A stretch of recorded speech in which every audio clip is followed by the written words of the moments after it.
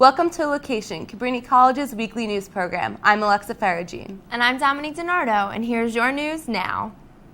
Some students had their hours cut down for work study. We talked to two students who are eligible for work study and Betsy Gingrich, who is the head of the financial aid department at Cabrini. As they all talk about what work study is, how it works, and how students can save their money each semester. Work study is funding that a student is awarded based on their financial need when they file a FAFSA form.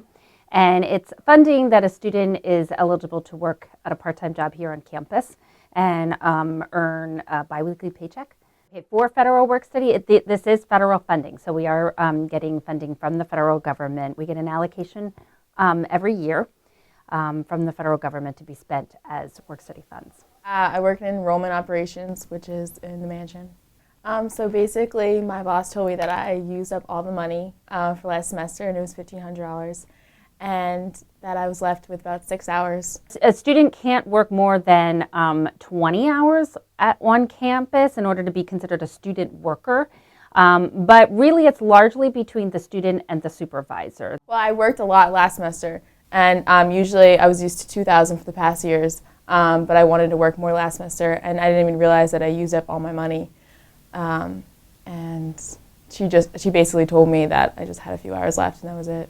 When a student files a FAFSA form, we review the student's demonstrated financial need as stated by their FAFSA information, and based on that, based on an availability of the federal funding and on a student's demonstrated need, that's how we determine who's eligible for work study. In order for FAFSA, you go to the FAFSA website, fafsa.gov, and you fill out a form, and then Cabrini will email you and notify you if it went through. The student is responsible for finding their own job opportunity here on campus. What we do to support that is we ask the supervisors and the departments around campus to create job descriptions, and when they need more student help, we post those available jobs on our website. I got placed in my work study because one of my roommates worked there, so she introduced me to the people who work in the office, and eventually I got a job there. Well, I do sometimes hear that students struggle finding jobs on campus, although there are positions available on campus. So sometimes it's just a matter of a good match between what a student's interest is and where they want to work and what jobs are available on campus. Well, having a job on campus is really convenient, so I obviously was really upset when they told me that there's nothing they could do, because then now I have to find a job somewhere else. Well, in the future, we're just going to keep taking our federal allocation and trying to benefit as many students as possible. A 37-year-old man faces 86 counts of privacy invasion and 1 count of child pornography. The Philadelphia Inquirer reported that Radnor police called it the largest invasion of privacy cases in recent memory in the tri-state area. According to authorities, Sean Moses filmed women in dressing rooms at the King of Prussia Mall, along with people in their homes in Bryn Mawr. Due to a major loophole in state regulations, people are now allowed to buy 12 packs of beer in Pennsylvania. According to Philly.com, 12 packs of beer can be sold as is with no modifications. Frank Pastilla, a vice president of the Pennsylvania Malt Beverage Distributors Association, said that this is the biggest thing to happen to beer since 1933. A 13-year-old Shipley student takes his life after receiving a bad email from school. According to Patch.com, the missing teen, Cayman Naib, died a self-inflicted gunshot wound said by authorities. The 13-year-old's body was found on March 8th near Darby Creek, a few hundred yards away from his home. The community has since celebrated the 13-year-old's life by putting blue ribbons on their mailboxes and trees. A vigil was held the night of March 8th and had almost 300 people in attendance, according to 6ABC. Each month, this Cabrini Center for Student Engagement and Leadership sells train tickets to take students into Philadelphia for cheaper prices than regular SEPTA fares. LOQation got the chance to find out why they do this and the opportunities that it brings to students.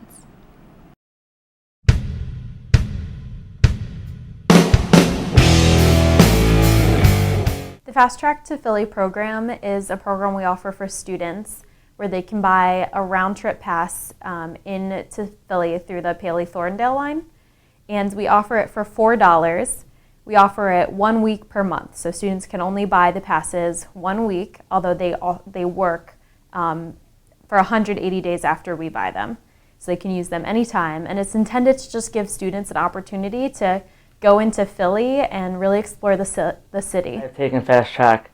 I've taken it with my 2 friends. We went out to dinner and we just spent the day in Philly. It was an easier way instead of taking our car to Philly and paying for parking. Parking is very expensive, $10, $15, and then it goes by hour. Because we really want students to have a good experience outside of the classroom at Cabrini.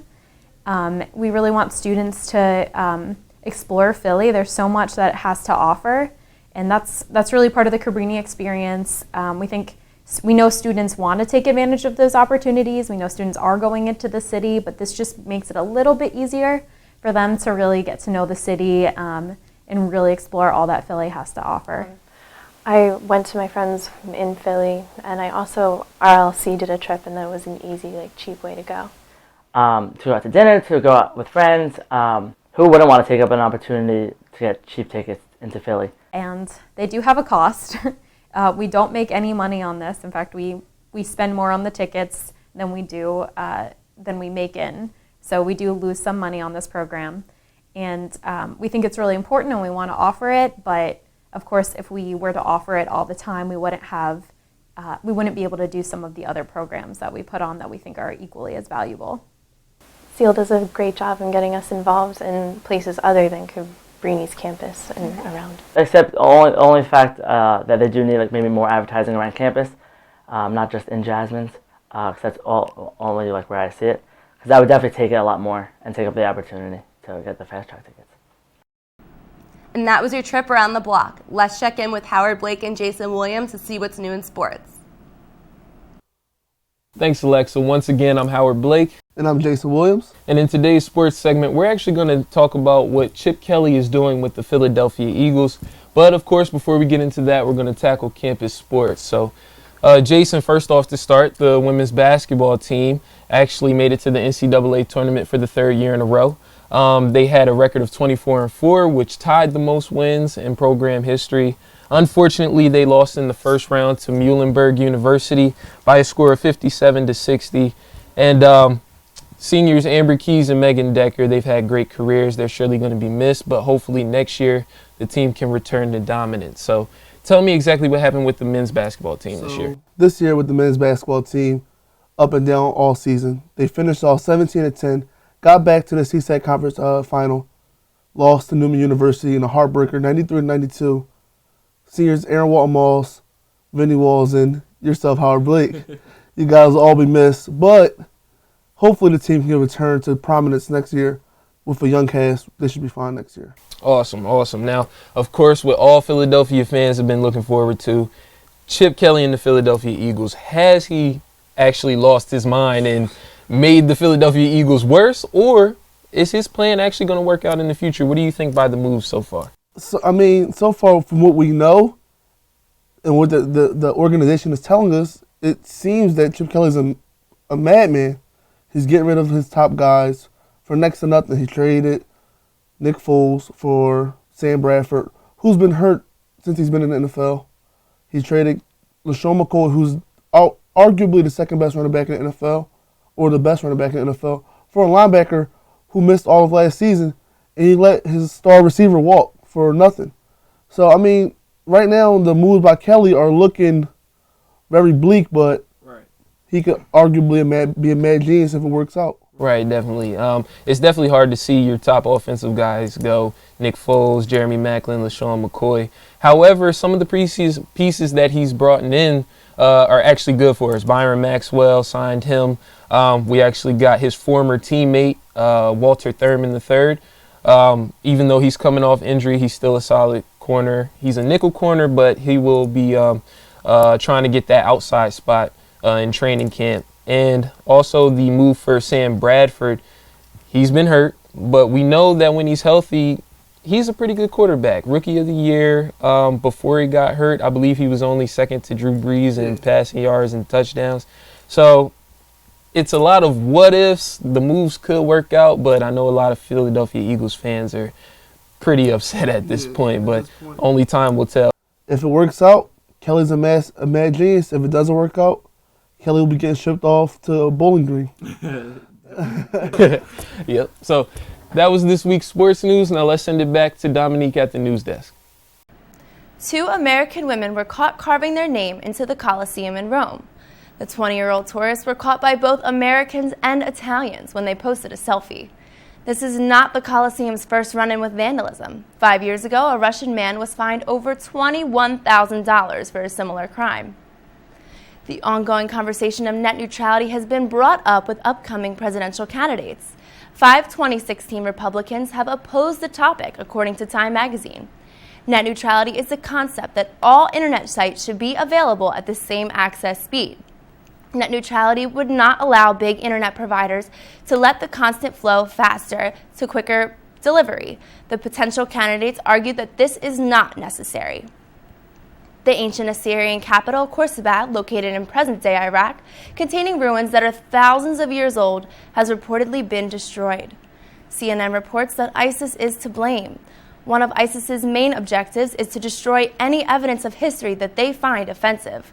Slowly destroying the cultural monuments of Syria and Iraq has become a pattern by ISIS. According to NBC News, the U.S. government has targeted 2,000 illegal immigrants for deportation. Many of the immigrants were involved in gang violence and could be considered sex offenders. Others have misdemeanors like DUIs that are considered a huge public safety threat. Some Cabrini students chose to give up their spring break to go on service trips, such as Guatemala and New Orleans. The national and international trips gave students a different perspective on other cultures' daily lives and struggles. LOQation got the inside look at the trips, where they went, and what they learned. So I decided to go on this trip because I wanted to learn more about the Guatemalan culture, and I wanted to know what it was like in other countries. We built houses for people who live in Guatemala. We carried supplies to people's houses who were getting stoves built, and we also fertilized coffee plants. One incredible experience I had was probably seeing what the Guatemalan people live in and how they basically live in nothing compared to us. I decided to give up my spring break for a service trip to give a helping hand and be involved in more with the community and understand more the history based of Hurricane Katrina for New Orleans. We went to Camp Hope, which is a high school that was saved for students to live there during their service. And then we built houses in Pleasure Street down in New Orleans with the St. Bernard's Project. One incredible event down there was we went to church on Sunday, and it was Our Lady of Guadalupe. And the pastor was actually making jokes and being very welcoming, and everyone was giving hugs and saying, "Come and sit down." The pastor recognized us and was "Welcome Cabrini College students," and everyone was really excited. And there was a part where after they gave the bread of Christ, we were supposed to say the Our Father, and everyone stepped out of their pews and linked hands. And when you happen to turn around and look, the entire church was connected by hands.